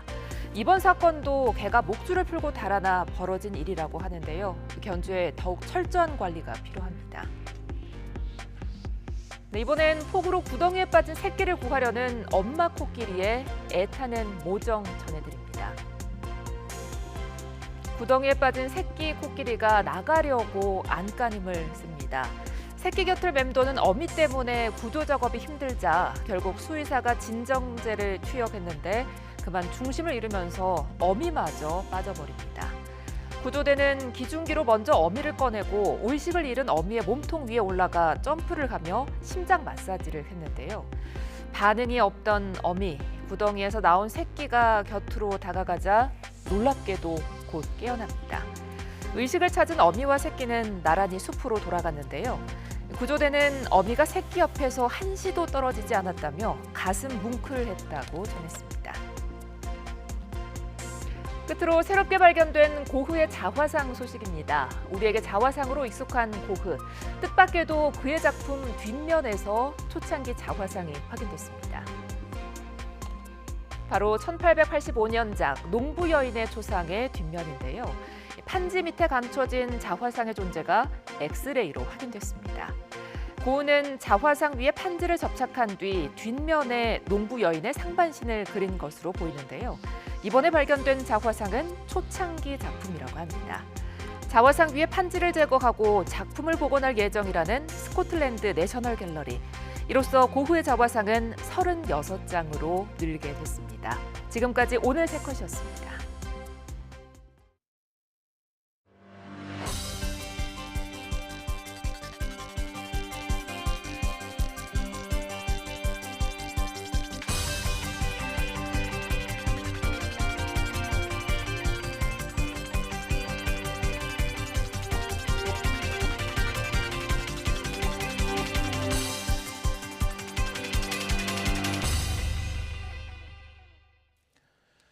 네, 정부가 임금과 근로시간 제도를 중심으로 한 노동시장 개혁에 힘을 실으면서 이에 대한 관심이 커지고 있습니다. 오늘 이 시간 이정식 고용노동부 장관 모시고 자세한 얘기 나눠보겠습니다. 어서 오세요. 예, 반갑습니다. 네, 오늘 이제 고용노동부의 대통령 업무보고가 있었죠. 예, 그렇습니다. 예, 윤석열 정부 들어서 이제 업무보고 방식이 좀 크게 달라졌는데 예, 대통령과 이제 1대1로 예. 만나서 이제 업무 보고를 하는 방식, 이른바 이제 압박 면접 방식의 이제 업무 보고라고도 이제 하던데요. 뭐 배석자는 그래도 있었습니까? 비서실에 계신 담당 실장님하고 대통령실, 수석, 예. 네, 비서실 담당 수석, 예. 대변인, 담당 이제 예. 수석이 배석을 하셨고요. 여러 가지로 뭐 방식이 이전과는 좀 다른 방식이라 굉장히 좀 이 집중도가 있게 앞으로 이제 1년 동안 어떻게 이제 정책을 펼칠지에 대해서 많은 얘기를 나눴을 것 같은데 어떤 부분에 초점을 두고 업무 보고를 하셨는지요? 예, 저희는 노동부가 고용노동부가 해야 할 세 가지 핵심 과제를 보고를 드렸는데요. 첫째는 임금, 노동시장과 관련해서 핵심 그 쟁점인 임금과 근로시간과 관련해서 다음 주부터 그 노동시간 연구회를 저희가 킥오프를 하게 됩니다. 네. 그래서 속도감 있게 시대에 맞는 노동시장 개혁, 그러니까 임금과 근로시간 중심으로 개혁을 속도감 있게 추진하겠다는 게 첫째고, 두 번째는 우리나라가 그 산재공화국이라는 오명을 쓸 정도로 재해가 많은 나라입니다. 중대재해 만인율이, 사망재해 만인율이 그 선진국 대비 우리가 0.43인데 네.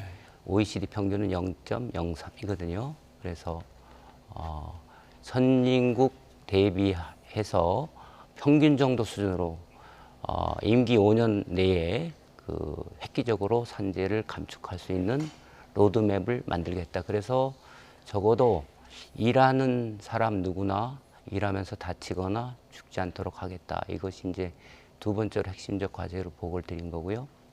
세 번째는 그동안의 노동시장 정책이, 적극적인 노동시장 정책이 미흡했습니다. 이 공공부문을 중심으로 해서 질 낮은 단기 일자리 중심으로 재정이 투입됐는데 그것이 중장기적으로 평생에 걸친 고용 가능성을 높이는 그래서 체질 개선하고 일자리를 원하는 사람이 일자리를 쉽게 구할 수 있도록 하는데 저해가 됐습니다. 그래서 적극적인 노동시장 정책을 통해서 기업을 활성화하고 성장 동력을 높이고 그리고 구인구직을 원활하게 해서 일자리를 원하는 사람은 누구나 쉽게 일자리를 얻을 수 있도록 한다. 이런 중심으로 보고를 드렸습니다. 네, 크게 세 가지군요. 그러니까 첫째는 이제 임금과 이 근로시간 문제, 노동시간 문제, 그리고 두 번째는 이 산업재해를 획기적으로 줄이는 방안, 세 번째가 이제 일자리 정책인데요. 이 부분에 대해서는 조금 이따 이제 하나하나 이제 짚어보고요. 일단 가장 이제 최근 현안이기 때문에 자, 이 문제를 간단히 좀 여쭤보고 그 다음으로 넘어가겠습니다. 어제 이제 이 산업부 장관과 함께 이 대우조선해양 산해 하청 파업 관련해서 이제 대국민 담화문을 발표하셨죠. 지금 이제 이 대우조선해양의 하청 노동자들이 이제 선박을 점거하고 농성을 이제 계속 이어가면서 현장에서 좀 위기감이 좀 커지고 있는 것 같고요. 뭐 노노 갈등 조짐도 있고 그런데 일단은 이제 장관님께서는 이번 파업은 이제 불법으로 규정을 하셨어요. 그리고 용인될 수 없다 이렇게 말씀하셨는데 이게 워낙에 이제 이해 당사자 간의 어떤 그 이해관계가 좀 맞물려 있고요. 굉장히 예민한 사안이라 과연 이번 이 농성 사태를 이 파업을 이 하청기업 노조에만 뭐라고 할 수 있는 그런 사안인가 여기에 대해서는 좀 이견이 있는 것 같습니다. 어떻게 보시는지요? 그렇습니다. 이 모든 현상들이 그 법적인 당사자가 있는 것이고 그 다음에 2차, 3차 이해관계가 맞물려 있는 것이 현실이죠. 그런데 법적으로 봤을 때는 직접적 당사자는 하청 노사입니다. 그래서 그분들이 중심으로 대화 협상을 통해서 현안들을 해결하는 것이 이제 맞다라는 그런 입장을 말씀드린 것이고요. 두 번째로 이 노사 관계가 발전하기 위해서는 노사 관계는 자율적인 영역인데 법 테두리 내에서 상호 존중하면서 대화와 타협을 통해서 그렇게 하려면 서로 양보를 해야 되는 거고 그렇게 하면서 결국은 노사가 상생하고 연대할 수 있는 쪽으로 가는 것이 노사관계 발전이라고 봅니다. 그런 측면에서 정부가 할 일은 일단 불법이나 이런 극단적인 행위들을 풀고 그 상생의 신뢰를 토대로 관계를 형성할 수 있으려면 그런 준법과 존중 이런 상태에서 그 협상을 진행해야 되기 때문에 그렇게 하도록 저희들이 그 정거를 풀어달라라고 호소를 한 것이고요. 그렇게 된다면 정부가 적극 나서서 대화를 적극 주선하고 그리고 평화적으로 타결될 수 있도록 도와드리겠다 이런 취지로 담화문을 발표한 겁니다. 네, 먼저 이제 파업을 풀어라 그것이 조건이다 이런 메시지군요. 파업이 아니고 농성, 점거, 점거, 네. 자진 감금이라든가. 하지만 그럼에도 불구하고 이제 양측의 이제 대화가 좀 순조롭게 이어질 수 있도록 개시가 되도록 정부가 좀 더 적극적으로 이 환경과 여건을 좀 조성할 필요가 있지 않느냐. 또 나아가서는 뭐 개입까지 할 수도 있을 것 같기도 한데요. 일단 개입에는 이제 선을 그은 겁니까, 정부가? 저희가 지금까지도 노동부는 적극적으로 대화를 주선하고 지원을 했습니다. 그런데 이제 이런 상태에 이르러서 뭐 국민적인 여러 가지 공권력을 투입이 되는 거 아니냐 또는 경제 이러다가 어려워지는 거 아니냐 노노 갈등 뭐 이런 우려되는 상황이 연출되기 때문에 저희들이 긴급히 담화를 했던 것이고 저희들은 그 대화를 지금까지 해왔던 방식에 더 나아가서 정말로 정부가 적극적으로 대화를 주선할 수 있는 분위기를 조성해 준다면 그러면 다양한 방법을 모색해야 된다고 보고 그렇게 할 계획입니다. 네, 알겠습니다. 좀 더 하여튼 이 대화를 좀 풀어갈 수 있는 그런 해법이 빨리 좀 제시됐으면 좋겠고요. 구체적인 노동 현안에 대해서 여쭤보겠습니다. 일단 이제 아까 임금과 이제 근로시간 문제를 이제 말씀하셨습니다만 역시 이제 노동시간과 관련해서는 주 52시간제 이걸 어떻게 이제 개편할 건가, 개선할 건가 이런 부분인데요. 지난달에 이미 이제 장관께서 이 주 52시간제의 어떤 유연화와 관련된 그런 방안을 이제 발표를 하셨죠. 물론 이제 앞으로 전문가들의 이제 의견 수렴도 하시고 계속 이제 이 논의를 이어가실 텐데 기본적으로는 이제 주 52시간제를 뭐 월 단위로 이제 관리할 수도 있고 좀 더 이제 유연하게 쓸 수 있도록 하겠다. 여기에 대해서 이제 노동계에서는 여러 가지 뭐 우려도 나온 게 사실입니다. 뭐 극단적으로 얘기하면 물론 이제 산술적인 거긴 합니다만 이렇게 되면은 월 단위로 관리한다면은 일주일에 뭐 최대 한 92시간까지도 몰아서 일할 수도 있는 거 아니냐. 이렇게 되면 이제 과거에 어떤 좀 이 과도한 노동에 시달리던 그런 이 패습이 좀 재현될 수 있는 거 아니냐. 이런 우려가 있습니다. 여기에 대해서는 어떻게 보시는지요? 그건 도저히 불가능한 얘기입니다. 네. 우리 근로기준법에 따르면 4시간마다 30분씩 휴게 시간을 두게 돼 있고 그리고 일주일에 하루는 유급 휴일을 주게 돼 있습니다. 네. 그리고 저희들이 노동시장 연구회에 균형 있는 전문가들을 위촉을 해서 연구회에다가 맡기고 그 결과를 가지고 정부 정책을 만들겠다고 했는데 그 과정에서 노사뿐만 아니라 다양한 현장의 의견을 들을 겁니다. 그런데 그 원칙과 방향은 52시간제라는 그 틀 내에서 총 노동시간을 실노동시간을 줄여나가는 방향으로 하되 노사 모두의 선택권, 다양성 이런 걸 존중하되 노동자의 건강권과 시간 주권이 존중되는 방향에서 가겠다라는 겁니다. 그래서 예를 들어서 연속 11시간의 휴가 시간을 주겠다, 휴식 시간을 주겠다. 이거는 EU 지침이나 모든 나라들이 갖고 있는 거의 글로벌 스탠다드라고 할 수 있습니다. 네. 그리고 우리도 지금 그 유연근무제에서 11시간 연속 휴식 시간을 두고 있습니다. 그래서 그런 부분을 무시하고 92시간 절대 불가능한 겁니다. 물론 이제 극단적인 예를 이제 들어서 좀 우려를 표명하고 있는 거라고 생각은 듭니다만 사실 이제 사업장별로 이제 상황이 다르기 때문에 어떤 일이 일어날지는 사실 이제 예단할 수는 없는 거거든요. 그렇죠. 근데 전반적으로 보면은 일단 이 노동시간 제도의 어떤 개선과 관련해서는 이 노동부에서 생각하고 있는 고용노동부에서 생각하고 있는 이 개편 방향이 주 52시간제의 어떤 유연화에 좀 더 방점이 찍혀 있는 거 아니냐. 또 다른 한편에서는 사실 이제 큰 틀에서는 전체적인 이제 이 노동 시간의 감축도 함께 좀 이루어져야 되지 않을까 싶은데요. 여전히 이제 한국은 장시간 노동하는 이 사업장이 많기 때문에 여기에 대해서는 뭐 어떤 구체적인 대책이나 이런 게 좀 많이 제시된 건 없었던 것 같습니다. 제 기억으로는. 있는데 지난번에 네. 뭐 92시간처럼 되지도 않는 그런 주장을 하면서 그게 이제 사라졌는데 노동시간 주권, 선택권, 노사 모두에게 이익되는 방향으로 하겠다라고 했는데 그러면 우리가 지금 2020년까지 1800시간대로 줄이겠다는 합의를 2010년도에 했는데 실노동시간이 여전히 줄어들고 있지 않습니다. 네. 그 원인이 뭘까? 법 제도가 잘못됐을까?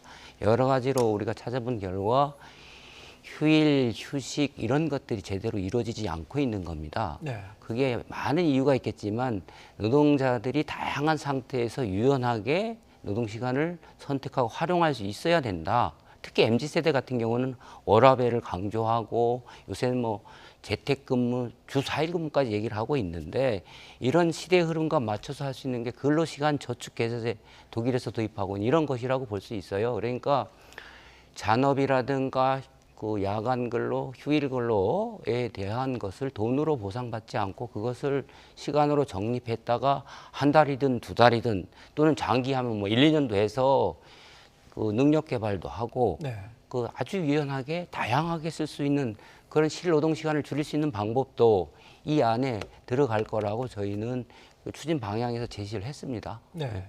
그런 것들이 되면 돈 대신 실질적으로 휴식, 휴가를 함으로써 실노동 시간을 줄일 수 있다고 보고 오버라벨이 가능하다고 보고 그리고 이 빛의 속도로 바뀌는 노동시장 변화에 능력 개발 등을 통해서 대비할 수도 있고 많은 장점이 있다고 봅니다. 예. 잠깐 이제 말씀하시는 도중에 이제 화면에도 이제 표가 비쳤습니다만 현재 이제 한국의 연간 노동 시간을 보면은 OECD 이 평균 수준보다는 훨씬 높고요. 가까운 이제 일본과 비교해 보더라도 일본의 이제 25년 전 수준과 거의 비슷합니다. 우리나라는 계속 이제 시간이 갈수록 각국의 이제 노동 시간은 계속 좀 줄어들고 있는 양상이긴 한데요. 우리나라는 이제 그동안 오랜 시간 동안 조금씩 이제 근로 시간이 줄어들었다고는 합니다만 지금 화면에서 보시듯이 2020년에 한국의 연간 근로 시간이 일본의 1995년 노동 시간과 좀 비슷한 수준이죠. 오히려 조금 더 높습니다. 25년 전 일본의 수준과 여전히 한국의 이제 사업장의 노동 시간이 얼마나 긴가 장시간 이제 근로 문화가 좀처럼 없어지지 않는가를 이제 저걸로 볼 수 있고요. 저거는 이제 고용노동부가 지난달에 이제 이 장관님이 브리핑하실 때 발표하실 때 이제 같이 이 공개한 이 보도 자료에 나온 그 표이기도 합니다. 그런데 지금 말씀하신 대로 어떤 휴식이나 휴가를 연차 휴가나 이런 거를 좀 더 용이하게 쓰도록 한다. 이 정도로 이제 과연 이런 뿌리 깊은 장시간 근로 문화가 바뀔 수 있을지 좀 의구심이 드는 부분이 있거든요. 이를테면은 이거는 어떤 그 전반적인 그 산업 구조적인 문제, 이를테면 원청과 하청 간의 그런 복잡한 그런 구조가 있지 않습니까? 그러면 하청 이 기업에서 일하시는 분들 같은 경우에는 사실 이 근로 시간을 이제 마음대로 유연하게 가져가기가 좀 어려운 그런 상황이기도 하고요. 뭐 본인의 이제 이 일하는 시간을 미리 좀 설계하기가 좀 어려우니까요. 또 이를테면 이제 플랫폼 노동자 같은 경우에 최근 보면은 장시간 노동에 시달리고 있다라는 그런 얘기가 좀 많이 나오고 있고요. 특히 굉장히 좀 노동 시간이 불규칙하다고 해요. 이런 부분에 대해서는 좀 정교한 어떤 대책을 좀 앞으로 마련하실 계획이 있으신지요? 예, 그렇습니다. 그 노동 시간 문제 그리고 아까 제가 사망재해 말씀드렸지만 우리가 영국의 1970년 수준의 사망재해 수준이거든요. 일본의 1990년 수준. 마찬가지로 장시간 노동과 이 산업재해가 서로 맞물려 있는 것인데 이것은 경제 산업 구조랑도 맞물려 있습니다. 이 다단계 원하청. 그런 부분도 이제 동시적으로 개선이 돼야 될 것이고 그렇지만 그것은 시간이 좀 걸릴 겁니다. 그와 더불어서 이제 그 저희가 지금 할 수 있는 노동부의 정책 그 추진 수단으로는 이제 그 몰라서 못하는 경우도 많이 있습니다. 그래서 그 임금, 근로시간 이것을 이제 그 사람 친화적으로 노동 친화적으로 개편할 수 있도록 다양한 컨설팅 지원을 하고 있습니다. 특히 중소 영세 하청기업 같은 경우는 뭐 거의 모르거나 여력이 없다고 봐서 그렇게 하면서 또 지원을 하고 그리고 모범 사례를 널리 전파를 하고 뭐 그런 여러 가지 방법들을 입체적으로 사용해야 될 거라고 봅니다. 근데 노동시간 줄이는 것은 법정 노동시간도 아시겠지만 53년에서 4시간 줄이는데 36년이 걸렸습니다. 거기서 또 4시간 줄이는데 또 10수년이 걸렸고요. 그래서 건데 법은 그래야지만 또 현실은 다르거든요. 그래서 이 의식과 관행, 임금 수준 뭐 다 같이 맞물려 있기 때문에 입체적으로 접근을 해야 개선이 될 거라고 봅니다. 이 근로시간과 관련해서는 뭐 이 사업체와 이제 기업 쪽에서 계속 이제 요청하고 있는 어떤 이 주 52시간 노동제의 좀 유연화 부분과 함께 동시에 지금 저희가 이제 얘기를 나눈 어떤 전반적인 이제 근로시간의 감축 부분 좀 같이 이제 균형 있게 정책을 좀 펴 나갔으면 좋겠다는 취지에서 이제 질문을 드렸고요. 마지막으로 이제 한 가지 더 질문 드리겠습니다. 아까 말씀하신 이제 산업재해 부분인데요. 중대재해처벌법이 이제 시행된 지 한 반년 정도 됐는데 그동안 이제 이 법을 시행하게 되면은 그래도 현장에서 이 산업재해로 인해서 희생되는 이 노동자의 숫자가 많이 좀 줄어들지 않겠느냐 이런 그 기대감과 뭐 예상도 있었습니다만 지금 반년이 지난 시점에서 보면은 생각보다 그렇게 뭐 줄진 않는다 이런 그 얘기도 좀 나오고 있고요. 어떻게 평가하고 계신지요? 예, 맞습니다. 저희가 그렇게 큰 기대는 안 했지만 이번이 골든타임이라고 봐서 획기적으로 줄이려고 노력을 했습니다만 상반기 기준으로 한 6% 정도 줄어든 걸로 근데 고점 통계를 보면 업종별로 다르지만 그 건설업 같은 경우는 한 30% 정도 감축이 됐습니다. 이 사망재해, 중대재해가. 그렇지만 반면에 제조업 같은 경우에는 좀 늘은 것 같아요. 예, 늘은 데도 있습니다. 그래서 여전히 그러면서 동시에 그 산업안전보건 관련 법을 지키지 않은 사업장도 점검을 해보니까 한 45% 정도 됩니다. 그래서 일단 중대법 이후에 현장에서 산업 현장에서 사람이 죽거나 다치지 않게 하는 일차적인 책임은 기업주의 책임이다라는 인식은 확고하게 된 것 같은데 여전히 그 좀 미흡하고 동시에 그 뭐 노동자들이 실수했는데 왜 내가 책임지나 뭐 이런 이제 지적들도 있고 애로사항도 있다고 하는데 어쨌든 저희가 보면 이게 시행된 지 뭐 이제 6개월 정도뿐이 안 됐으니까 지금 저희들이 다양한 아까 이제 10월 중에 획기적인 그 감축 로드맵을 발표하겠다고 그랬는데 입체적으로 그 대안을 만들겠는데 그 중점이 이거는 이제 투자, 의식, 그다음에 노사가 같이 예방을 하고 협조를 하고 이건 노사관계하고도 관련돼 있습니다. 네. 노사관계가 참여하고 협력하고 이런 쪽으로 가면 가장 현장에서 일을 한 사람이 노동자 본인들 아니겠습니까? 그분들이 참여해서 할 수 있는 다양한 방법으로 입체적으로 저희들이 로드맵을 만들면 좀 많이 줄어들지 않겠나 이렇게 예상을 하고 있습니다. 네, 지금 준비하고 계신 그 로드맵에는 이를테면 이제 굉장히 영세 사업장, 이 5인 미만의 이제 사업장 같은 경우에는 아까 얘기했었던 그런 어떤 뭐 이 근로 시간과 관련된 제도라든가 아니면 이제 이런 이 중대재해 처벌이라든가 여기에서 이제 벗어난 일종의 이제 사각지대죠. 또 이런 그 영세 사업장에서 사실은 산업재해가 더 많이 일어나는 경향성이 있단 말이죠. 이런 부분까지 좀 보완할 수 있는 그 보관도 좀 포함이 되고 있는 건가요? 그거는 어떻게 준비하고 계신지요? 쉽지 않을 게 이제 제가 현재 중대법은 50인 이상, 50억 이상 이렇게 되는 거고 2024년부터 이제 5인부터 그 전면 적용이 되는데 현재 근로기준법이 어떻게 보면 근로기준하는 일반법이라고 볼 수 있는데 그것도 5인 이상을 원칙으로 하고 있습니다. 그래서 이번에 저희들이 노동시장 개혁에 있어서 핵심인 시간과 임금은 우선적으로 다루되 추가적인 개혁 과제로서 노동계가 그동안 요구했던 차별, 비정규직 실패, 그다음에 5인 미만 근로기준법 적용 이런 것들은 추가적인 개혁 과제로 경사노위에서 특별위원회를 구성해서 지금 추진하려고 하고 있습니다. 네, 알겠습니다. 오늘 여기까지 듣겠습니다. 이정식 고용노동부 장관과 함께했습니다. 고맙습니다.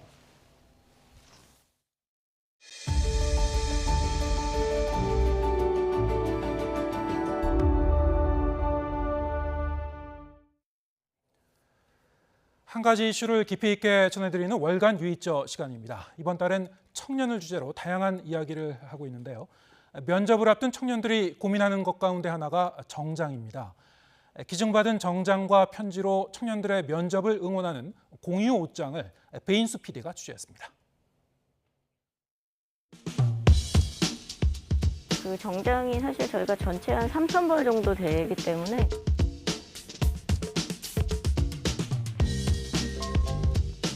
면접은 언제예요? 면접은 내일 오후. 면접 이틀 남았습니다. 그런 게 다 기증 들어온 박스들이거든요. 이렇게 이제 옷하고 이야기가 함께.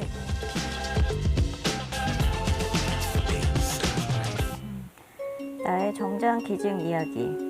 취준을 할 때 열린 옷장에서 정장을 빌린 적이 있어요. 한 벌 사기엔 부모님께 손 벌려야 해서 부담스럽고 고민하다 알게 된 열린 옷장이 참 고마웠어요. 그때 빌린 정장 입고 면접을 봤을 때 왠지 누군가의 응원을 등에 업고 본다는 기분에 든든했답니다.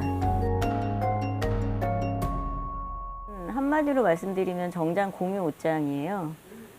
그냥 정장이 아니고 그 응원을 담아서 기증해 주신 정장이 한 벌 두 벌 모여서 만들어진 옷장이고요. 주로 취업을 준비하는 청년분들이 많이 이용을 하고 계시고 순서대로 안내해드리고 있어서 앉아서 기다려주세요.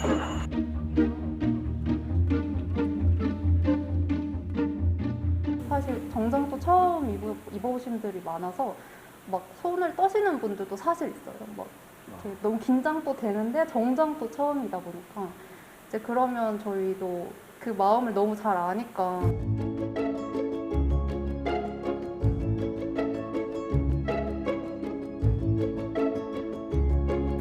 사소한 것부터 사실 너무 잘 챙겨드리려고 노력을 하고 있고. 저는 이번에 처음 옷을 빌려보긴 했는데 1대1로 마크해가지고 추천도 해주고 색도 골라주는 거 보니까 누구나 와서 편하게 좀 이용할 수 있을 것 같다고 생각합니다. 3년 이상 취업을 못한 청년은 18%에 달했습니다. 지난해 5월 취준생은 역대 최고치를 기록한 이후 매일같이 막 청년 취업 너무 어렵다, 뭐 청년 구직자가 뭐 몇만이다 이런 게 계속 나오던 그런 시기라 뭔가 후배들한테 뭔가를 할 수 있지 않을까라는 이제 생각으로 찾다 보니까 지금의 이 정장 공유라는 일을 하게 된 거죠.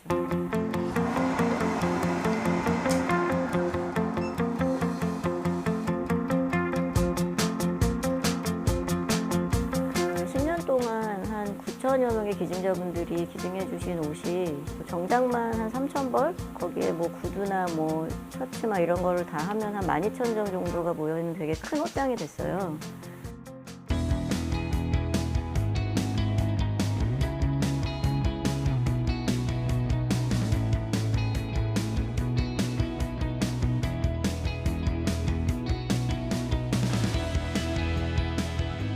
여기 무료인데도 불구하고 추천도 해주시고 하다 보니까 되게 좋았던 것 같아요. 더 잘 어울리는 거를 찾게 돼서 좋았어요. This is a song for the soul. Oh, it's not too late to change. You know you can mend your ways. Now it's time. 들어올 때 조금 억울하게 들어오셨다가 그냥 환하게 나가시고, 네, 또 면접 보러 가셨다가 옷 반납하러 오셔서 아, 저 오늘 면접 잘 본 것 같아요. 이렇게 한마디. 그리고 그 한마디 하시면 그냥 그게 제일 즐거운 일인 것 같고.